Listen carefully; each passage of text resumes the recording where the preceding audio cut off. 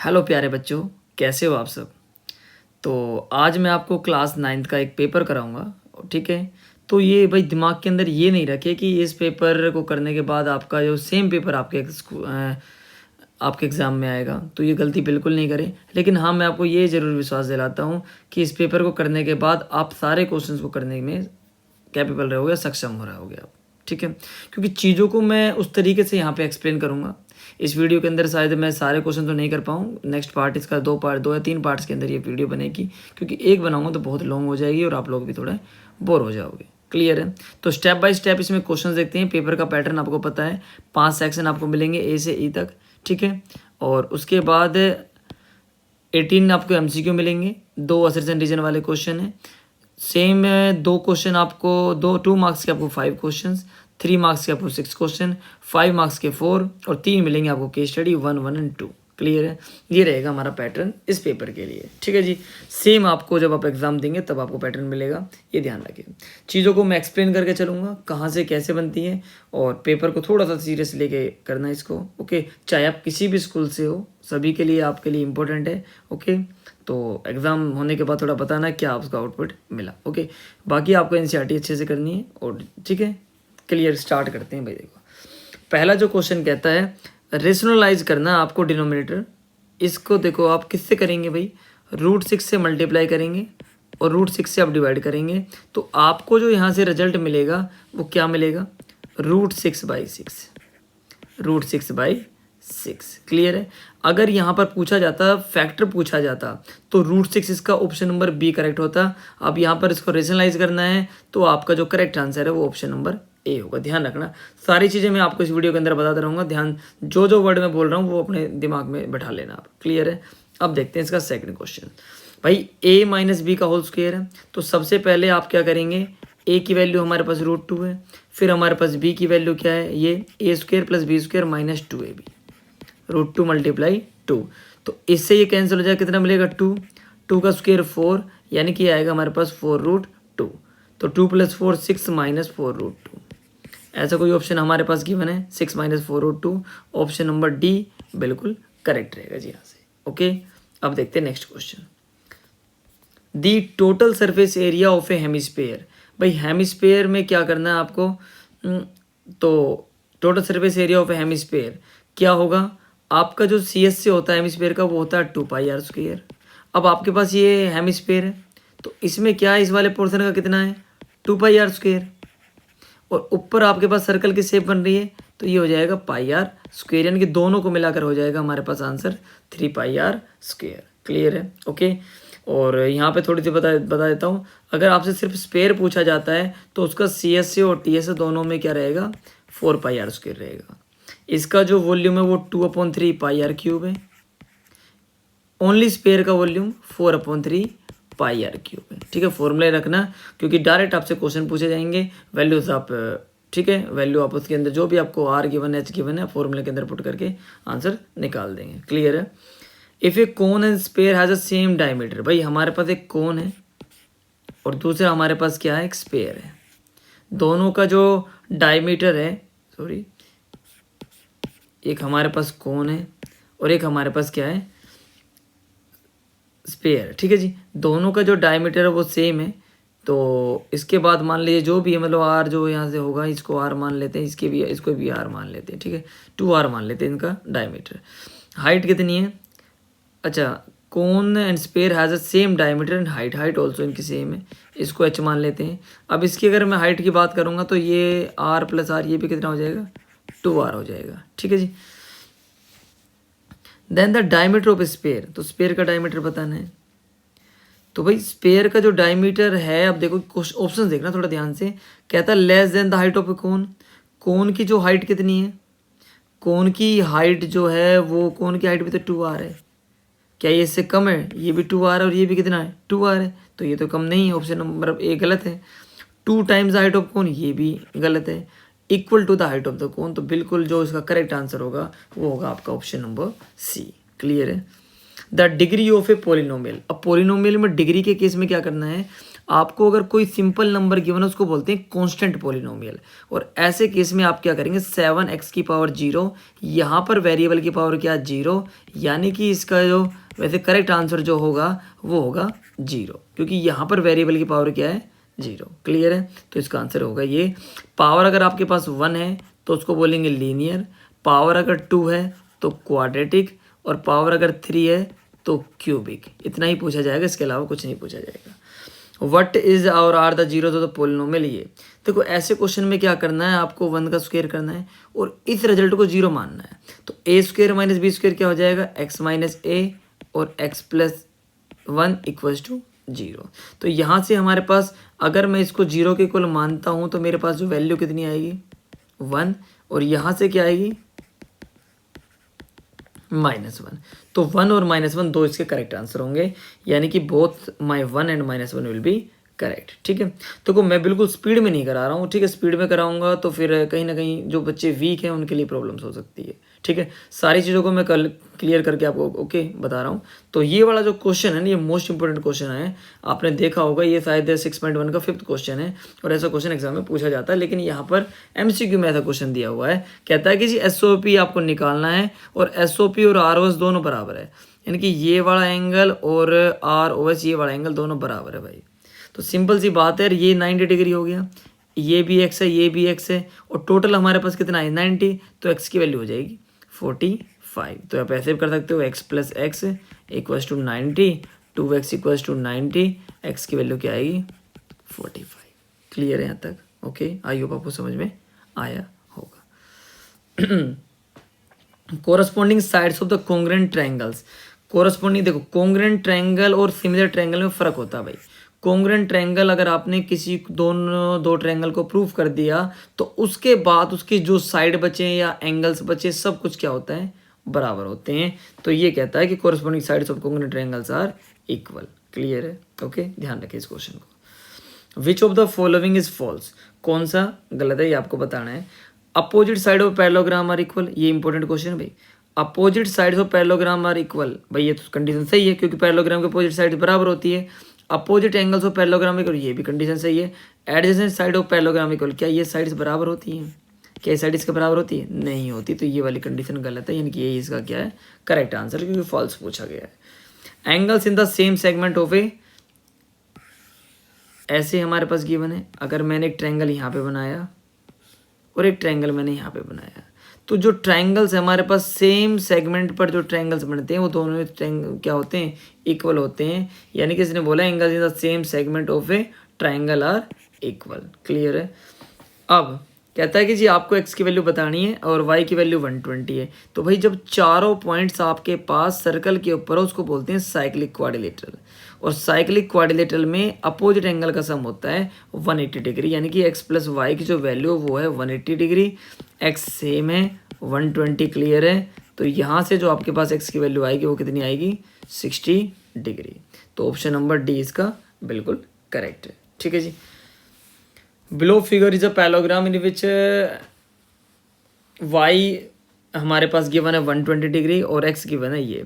ठीक है, पैरेललोग्राम में कंडीशन याद रखना कि इसके जो अपोजिट एंगल्स रहेंगे वो क्या रहेंगे इक्वल रहेंगे भाई। ठीक है, तो इक्वल जब यहाँ से हैं तो जितना एंगल ये है उतना ही एंगल ये होगा, यानी कि ये वाला एंगल भी कितना होगा 120 डिग्री। सारी कंडीशन में बता के चल रहा हूँ आपको, साइक्लिक की बता दी मैंने, पैरेललोग्राम के बारे में बता दिए, तो थोड़ा बहुत तो क्वेश्चन घूमेगा। ठीक है, एज इट इज़ नहीं आएगा, थोड़ी चीज़ें, मतलब ये चीज़ अगर आप कवर करके चल रहे हो तो आपका एग्जाम अच्छा होगा। ओके, बाकी आप NCERT करते रहें। ठीक है, ये ध्यान रखिए भाई, क्योंकि इसी पेपर के भरोसे ना रहे। ओके, ये यहाँ से केवल एक आपको आइडिया लग रहा है कि क्वेश्चंस कैसे पूछे जाएंगे और आप उनको कैसे करना है। ठीक है, अब देखते हैं next question. The measure of the angle obtained by extending side AB of ABCD is 110। ये 110 है, तो हमें पता है इसका और इसका सम कितना होगा 180 होगा लीनियर पेयर, तो ये वाला एंगल आ जाएगा 70 डिग्री। पूछा क्या गया है find the method of CBA। CBA यही वाला एंगल है, यानी कि ऑप्शन नंबर डी इसका बिल्कुल करेक्ट होगा जी। एक quadrilateral with opposite sides parallel is called, जिसकी अपोजिट साइड्स पैरेलल होती हैं तो उसको क्या बोलते हैं हम भाई। अपोजिट साइड्स पैरेलल तो रेक्टेंगल की भी होती हैं, पैरेललोग्राम की भी होती हैं, स्क्वायर की भी होती हैं, रोम्बस का कोई ऐसा वो नहीं है, बाकी ठीक है, रोम्बस में भी हो सकती है। तो इसका जो आप जनरली आप आंसर करेंगे वो पैरेललोग्राम पे टिक करेंगे, ठीक है। कुछ और ऑप्शन होता तो तब अलग देखते हैं। अब क्या कहता है कि जी आपको फिगर गिवन है, O is the centre of the circle. ओ इंपॉर्टेंट क्वेश्चन भाई, सुन लेना थोड़ा ध्यान से। ओ सी भी दे रखा है इतना, तो ए ओ सी निकालना है। तो इसमें क्या करेंगे, आप कंस्ट्रक्ट कर दीजिए। ये वाला 30 है तो ये भी 30 होगा। अब 30 क्यों होगा, क्योंकि ये साइड और ये साइड दोनों बराबर है। अब ये 40 है तो ये भी कितना होगा, 40 होगा। 30 + 40 कितना हो गया, 70। तो सेंटर वाला एंगल आ जाएगा 140, क्योंकि सेंटर वाला एंगल आपका डबल होता है। थ्योरम भाई, एक मैंने शॉर्ट्स के अंदर एक थ्योरम डाली हुई है, वो देख लेना आप लोग कि सेंटर वाला जो एंगल होता है ये इसके डबल क्यों होता है, ठीक है। तो ये मैंने वैसे डाली थी, ये x है, ये भी x है, तो ये वाला हो जाएगा 2x। ऐसे ये y है, ये y है, तो कितना हो जाएगा 2y। इसका तो आ गया हमारे पास x + y, और इसको अगर हम ऐड करते तो ये आएगा 2x + 2y, यानी कि 2 कॉमन लेंगे x + y। तो यहाँ से पता लगता है कि ये वाला एंगल इस वाले एंगल के डबल रहता है, ठीक है। थ्योरम दे रखी, इंपॉर्टेंट है, मोस्ट इंपॉर्टेंट है, ध्यान रखना भाई। Find the reflex angle AOB in the given figure.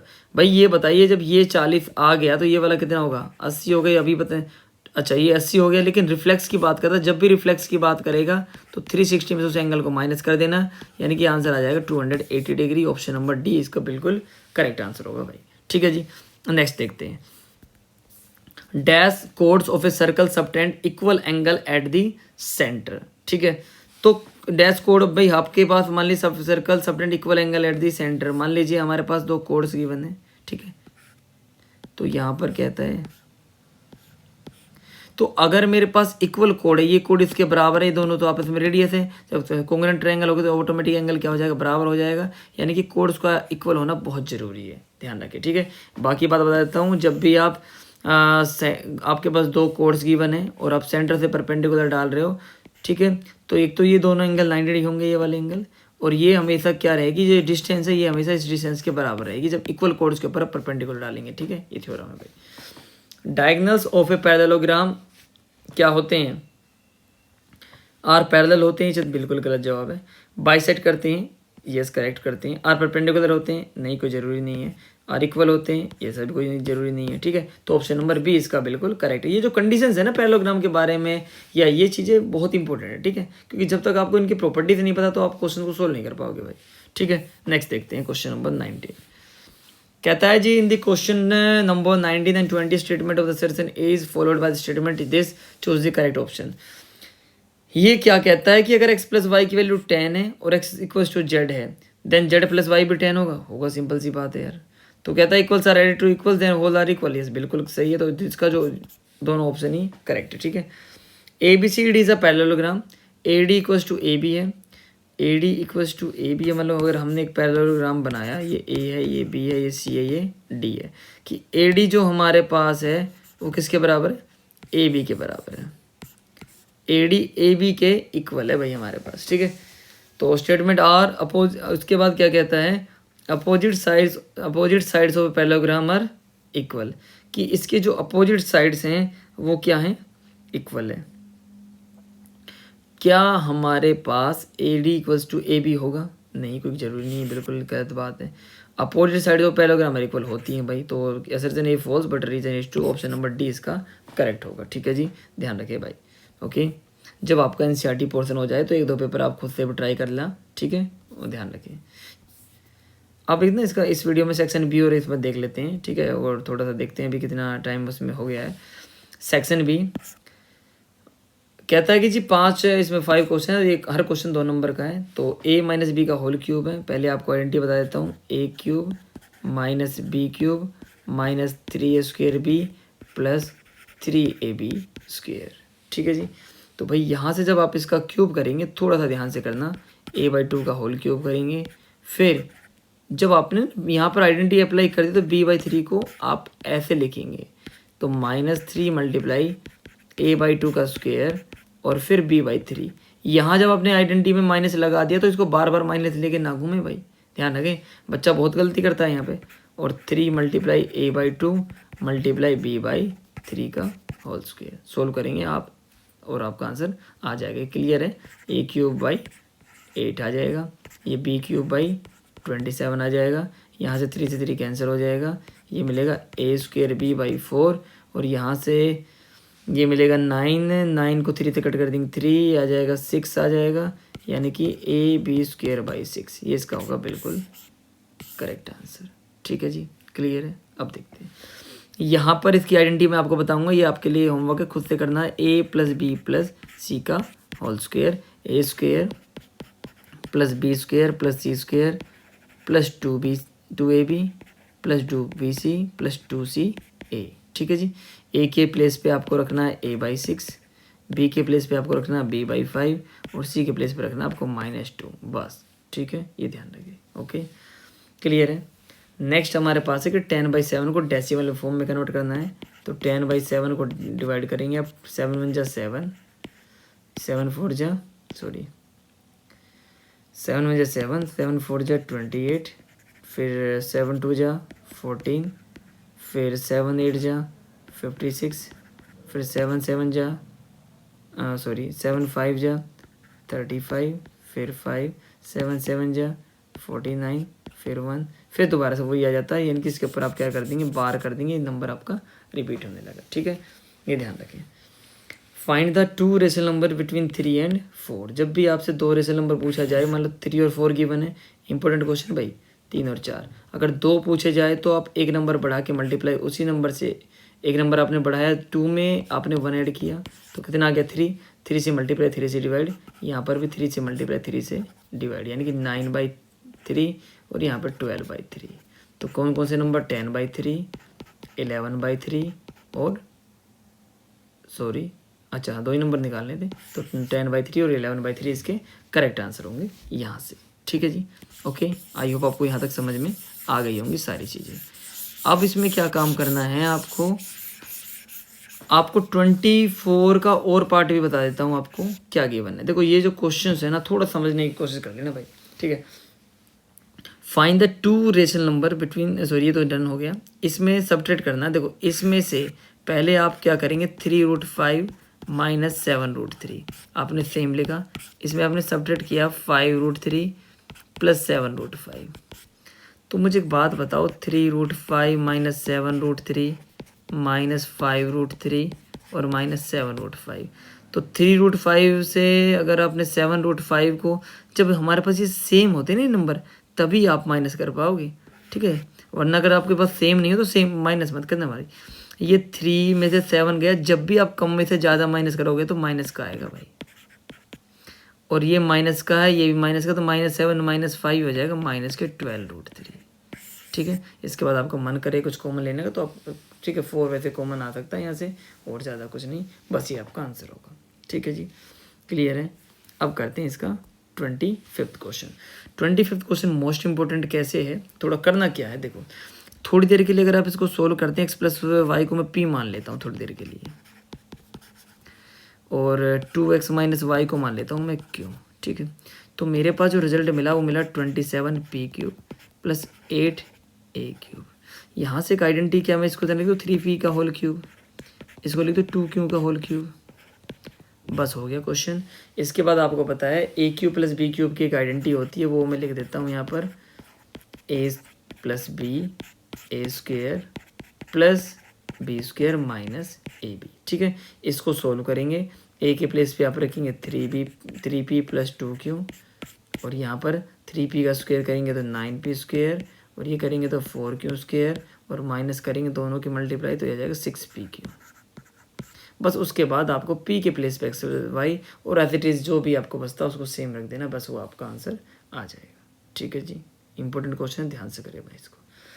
Right the degree of each of the following, बाकी आप चेक कर ले कि ये इसमें से कौन सा आपको करना है, तो वो आपकी मर्जी है। ठीक है, तो डिग्री में आपको मैक्सिमम डिग्री क्या नज़र आ रही है, यहाँ से 3, यहाँ से मैक्सिमम डिग्री क्या नज़र आ रही है 2, तो इसका जो करेक्ट आंसर होगा 3 और 2 होगा यहाँ से। ठीक है भाई, इस वीडियो के अंदर मैंने आपको सेक्शन ए और सेक्शन बी दोनों बताए हैं।